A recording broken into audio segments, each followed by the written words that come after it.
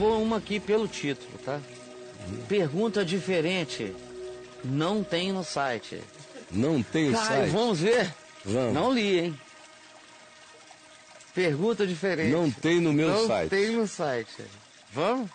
Vamos ver se não tem. Vamos ver. Olá, Caio, bom dia. Bom dia. Boa tarde, meus irmãos. Ele dá os dois, porque não sabe que hora que vai ler a pergunta. Isso. Né? Meus irmãos queridos de todos os dias, Pastor Caio. Eu tenho uma dúvida baseada numa resposta da semana passada, a qual você respondeu usando Gênesis 2:17, que diz sobre o comer do fruto do conhecimento do bem e do mal, em que, enquanto a tradução em português diz, aspas, no dia em que dela comeres, certamente morrerás. Tradução hebraica diz, morrendo, morrerás.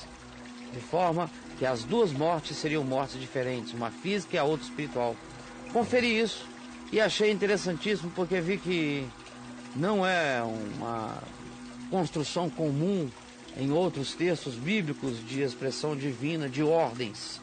Mas vi que o versículo anterior, 2:16, também tem a mesma construção quando diz, de toda árvore do jardim comerás livremente, enquanto na tradução literal do hebraico está, de toda árvore do jardim, comendo, comerás. Daí que não consegui fazer uma ponte de significado mais direta entre um sentido físico / espiritual desses comer como a das mortes. Entendeu, Caio? Não, é simples. No primeiro caso, comendo comerás, ou seja, não terá nenhuma consequência. Isso. Por isso é que a tradução diz comerás livremente, porque é inconsequente o comer, é facultado o comer, essa é a ênfase, está facultada. No caso do fruto do conhecimento do bem e do mal, se comeres morrendo, morrerás. Dos outros, apenas se comeres comendo, comerás. Não está óbvio qual é o sentido? Dos outros não, é inconsequente. Faz parte do ciclo da vida. Agora, esse outro aqui, além de que ele vai gerar a tua morte, você vai, em morrendo, morrer mesmo. O que é difícil admitir, por causa dos textos que ou falam da ressurreição no último dia, quando quem tiver feito bem ressuscita para a vida, e quem tiver feito mal ressuscita do pó da terra para o juízo e para a morte. E como em Marcos e em alguns outros textos do Evangelho existe a alusão à penalidade do inferno, cujo o verme não morre, cujo fogo não cessa, então na mente da maioria, o morrer físico mata só o corpo, mas não mata a existência, a vida. Agora, no livro de Gênesis, o que se está dizendo, e é o que o Velho Testamento adota, é isso. Tem gente que quando morre, sobrevive à morte física, porque espiritualmente falando, viveu por causa da fé, do amor e da esperança praticados na vida. Mas tem gente que quando morre aqui na terra, morre mesmo. Vão ressuscitar alguns no último dia, para juízo. Um juízo que provavelmente eu não consigo entender o significado desse juízo, mas no máximo é um juízo, se houver alguma perspectiva positiva, é de dar uma consciência e o indivíduo ter ainda a chance de abraçar aquela consciência e entrar na vida por misericórdia de Deus. E existem aqueles que podem ter essa consciência e outra vez abraçarem o fato de que não são gente da natureza e da qualidade da vida eterna e do amor. E morrerem mesmo. Como no Apocalipse está dito, chega uma hora em que a morte, o inferno, tudo isso cai em estado de extinção no lago de fogo.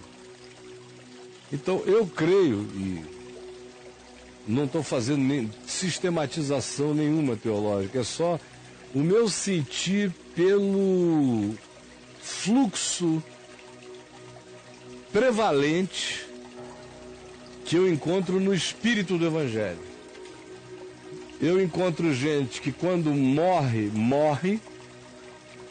Encontro gente que quando morre, não morre, passa da morte para a vida em Cristo, ou com base no amor, na esperança, na fé, na transcendência, que já são pessoas que carregaram a qualidade da vida eterna enquanto existiam no espaço-tempo.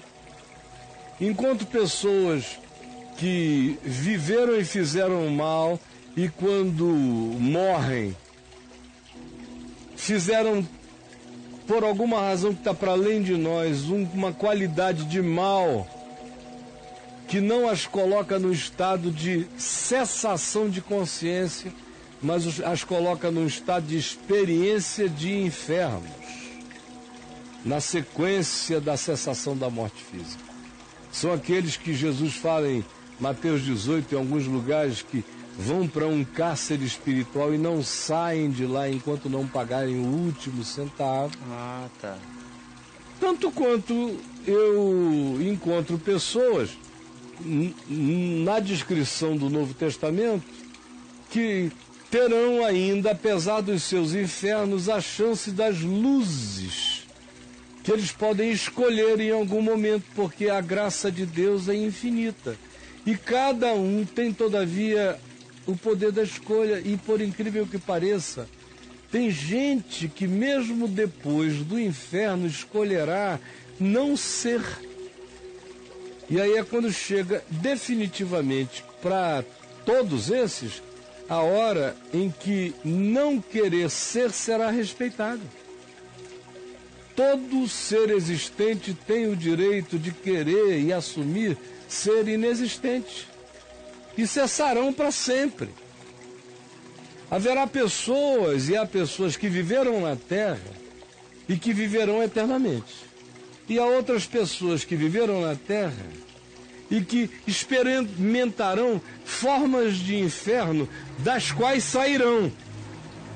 E existem pessoas que viveram na Terra com escolhas tão incompreensivelmente apenas mamíferas e animais perversas que quando o corpo morre, elas acabam para sempre. Eu ainda acho isso melhor do que aquela ideia de um inferno que não acaba nunca, que fica ali o diabo torturando o cara, aquela de coisa eternidade a eternidade, que para mim é uma coisa incompreensível, considerando que o próprio Novo Testamento oferece a ideia da morte que mata, imediatamente pronto, da morte que não mata, já passou da morte para a vida, da morte que o corpo morre, mas o indivíduo sobrevive num estado infernoso de consciência sendo estimulada para ver se, depois de pagar o último centavo, ele cai em si e cai fora de lá. Como tem aqueles que escolhem não. Tem gente que odeia tanto o amor que eles dizem, se vida eterna é amar, eu não quero. É que a gente não consegue compreender gente assim, mas existe. Meu Deus, a gente viu Hitler e outros à nossa volta que se tornaram demônios implacáveis. E o Apocalipse diz, chega uma hora em que o próprio diabo é extinto. O diabo é extinto. Você veja que graça divina. O lago de fogo extingue o diabo. Tem crente que não gosta disso. Crente mau, perverso, quer pensar que toda criatura que não se tornou religiosa como ele vai sofrer num inferno eterno, tão eterno quanto a eternidade possa ser. E eles não sentem nada, eles sentem uma espécie de vingança que não cabe nem nas piores emoções de Satanás. Porque até o próprio diabo, com o falso profeta, com o inferno e a morte, serão extintos no lago de fogo. Então, é como eu vejo, sem querer sistematizar, eu vejo afirmações. E vejo que elas são tão peremptórias que elas só podem significar coisas diferentes para pessoas diferentes, numa categorização e com critérios que não foram dados a nenhum de nós para que nenhum de nós julgue. Se não me é permitido julgar você, espiritualmente dizer para onde você está indo, como é que eu terei condições de medir essas dimensões, embora eu não tenha como não constatá-las quando eu leio o Novo Testamento? Agora, isso é uma heresia para os protestantes, porque os protestantes construíram uma sistemática escatológica. Tem umas 5 ou 6 linhas de sistemática escatológica, onde tudo isso está organizadinho. Já tá Quando tudo eles pronto. me ouvem quebrar toda essa forma de organização e dizer que tudo pode acontecer numa dimensão em que nenhum de nós tem acesso a ela e que a prerrogativa de Deus aplicar esses critérios a quem queira, todo mundo diz é heresia. Por quê? Porque não está escrito? Não, está escrito. Heresia é porque não combina com a linha sistemática que eles adotaram para ensinar para as pessoas. É só isso. Por que eles gostam de definir e determinar destinos? Porque dá poder. Tudo é poder, brother. Quem determina o destino do próximo tem um poder imensurável sobre o próximo.